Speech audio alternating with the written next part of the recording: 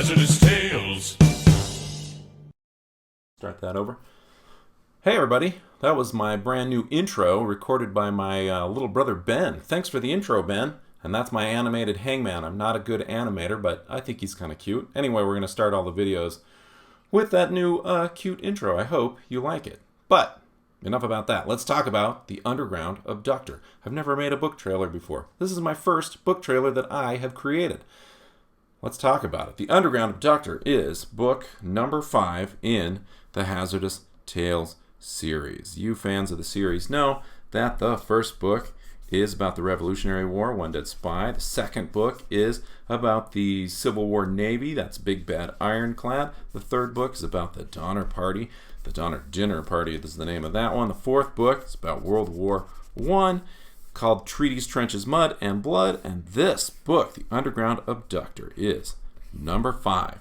Now, the cool thing about The Underground Abductor, this book is really the most biographical of all of them. This one, One Dead Spy, does feature Nathan Hale, kind of his birth and the rest of his life and his spying adventures. So this one is definitely a biography book. Big Bad Ironclad covers a lot of people. We got Will Cushing and his crazy adventures trying to blow up ironclads and pranking his way through the Civil War. We've also got John Erickson and his inventing of the Monitor. For Lincoln, we also had Lincoln's Navy Secretary Gideon Welles and Gideon Welles' little helper Gustavus Fox. I mean, this was a whole bunch of people. Donner Party, also a bunch of people. We got the Reeds, we got the Donners, we got all of those kids, all of those people. Billy the Pony, we can't forget Billy the Pony. There he is. World War I, oh, good grief. Treaties, Trenches, Mud, and Blood. Focused on a cast of thousands. Really, it was more about whole countries and what countries did. Definitely the least biographical of all of them. But this book, book number 5, brings us all the way back around to the biographical. This book is all about one character. Now, of course, this one character had lots of side characters along the way. If you remember in One Dead Spy, we had Henry Knox, and we had all these other characters, Ethan Allen causing trouble, everybody over there doing that stuff. And it's the same with the Underground Abductor. Our character, our main person, our historical figure in this book is named Araminta Ross. And she has adventures that are just as crazy, just as dangerous. In fact, more crazy and more dangerous than a lot of these other Hazardous Tales. And that's a pretty tall order because these guys all had a lot of crazy, dangerous adventures. But let's talk about Araminta Ross. I don't want to spoil too much of the book because a lot of good stuff happens in here, a lot of good surprises. But I do want to talk about this. In about 1835, Araminta was going to the store with one of her friends. Now, Araminta Ross was a slave. She lived a slave's life in Maryland in 1835. This was before the Civil War, and people were slaves in the South. It was a terrible time in American history. Araminta was about 12, 13, not very old. She'd been working all day breaking flax in a big flax breaking machine. Flax is a crop that you've got to smash up, and she would have this big machine. She was working all day. She was really covered with all this broken flax, and her hair was standing straight up. She said it stuck up like a bushel basket. One of her buddies came along and said, "Hey, Araminta, I'm going to the store. Do you want to come with me?" And Araminta was like, "Yeah, I could use a little break. I can help you carry stuff. Let's go to the store." So they went to this little country store where they had a list of things they were supposed to buy for the house and then carry back. So they went to this store down at the crossroads and they went in. But Araminta said, "You know what? I'm kind of embarrassed about how much my hair is sticking up." And her friend said, "Here, why don't you take this?" And she gave her a scarf, which she wrapped her hair in. Araminta wrapped up her hair and said, "You know what? I'm still kind of embarrassed about my hair. I'll just wait outside. When you get the stuff, I will help you carry it back." And her friend said, "Okay, fine, suit yourself." And she went into the store and Araminta just kind of waited outside. Now soon there was a crazy commotion because a slave from a nearby plantation was running away from an overseer. An overseer is the person who is in charge of the slaves. And this person can be a very evil type of person, have a whip or a gun or things like that. The overseer chased this runaway slave into this store while Araminta's friend was inside doing some shopping. The person running the store was in there helping facilitate the purchase. Anyway, into the store bursts this slave, and he's running and he's dodging around. The overseer bursts into the back door. The slave starts running for the front door. Now, who was outside the front door but Araminta with her bandana on? And she says, what's going on? And she peeks in the door right when the slave, the runaway, is running for the door. The overseer said, "Hey, you, girl, out there by the door, block the door so the slave can't get away." Now, Araminta, we can't know her motives. We don't know if she moved slowly on purpose or was just scared by everything or was purposefully getting between the slave and the overseer. Anyway, she let the slave get past her, and he ran off down the road as fast as he could. By then, though, she was blocking the door. So she's like, "I'm following the directions. He said to block the door. He didn't say when to block the door because now I'm blocking the door." This overseer was super angry. He was tired of chasing the slave. He decided to try a new tactic. He reached back behind him for something to throw at the runaway slave. What he found behind him was a weight. Now, in those days when you were buying something, they would have a scale on the counter in order to weigh the item you were buying. So the scale would have a set of weights. So if you were buying, a pound of salt, they would put a pound weight on so that it balanced out and then you could buy it. This overseer reached back, grabbed the first thing his fingers could find, which was one of these weights, and he threw it with all of his strength at the runaway slave. It didn't hit the runaway, it hit Araminta, and it hit her right in the forehead. Split her skull open.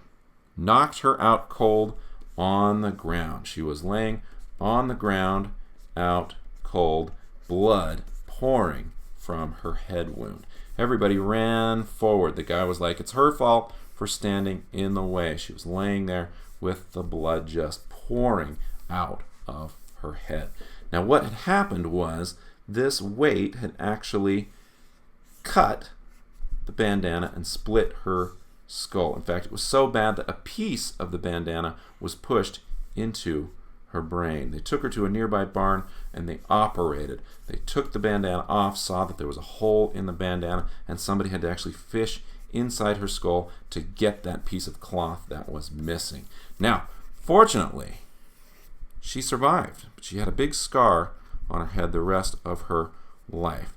She still wore a bandana all the time, maybe in some instances to keep the scar covered, but she had this scar for the rest of her life. But it wasn't just a scar, because this changed the way Araminta's brain worked. In fact, from that injury, from that moment on, she began to experience what doctors now call narcolepsy, which means at any given time she could suddenly fall asleep.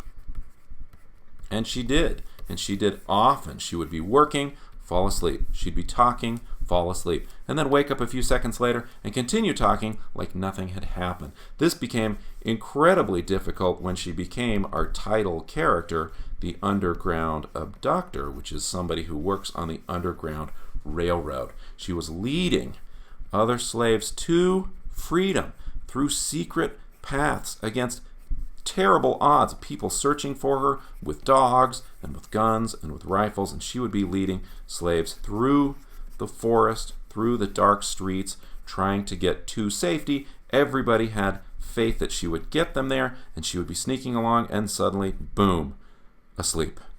Zip. This was an amazing and crazy disease to have if you were working on the Underground Railroad, because at any minute you could fall asleep. Now, not only did it cause her to fall asleep, but it also gave her visions. Now, you guys who are fans of the Hazardous Tales series know that a lot of times we get to do some kind of fun, interesting, weird stuff that you don't get in a standard history book or textbook. For example, in the Donner Party, we had the Spectre of Death. Here's a character you don't get to read about in a regular history textbook, the Grim Reaper. He followed our Donner Party members as they tried to make their way across the plains, and often he would catch them. Not a speaking character, a metaphysical character who was a part of the narrative, because yes, the Donner Party was trying to escape death all the time, but since our book is a comic book, death is actually physically chasing them. We also have in the World War I book the figure of Ares, the god of war, who as the war gets bigger and uglier also gets bigger and uglier and more mechanized. And by the end of it, he's breathing gas. It's covered with machine parts and is scarier and scarier. Anyway, in this book, Araminta's visions fill this same space in the graphic novel where it's something interesting and strange and the type of thing that you couldn't do in a regular history book, but since this is a graphic novel, we can show the visions that Araminta was having when she would fall into this narcoleptic state. The fascinating visions. In fact, here, I'll show you a few of them. Often, when she was on the road, she would run into places where suddenly she would get a premonition of something scary happening ahead on the road. Strange horsemen chasing her. She would get these visions, and oftentimes she would act on these visions, and oftentimes these visions would get her out of trouble.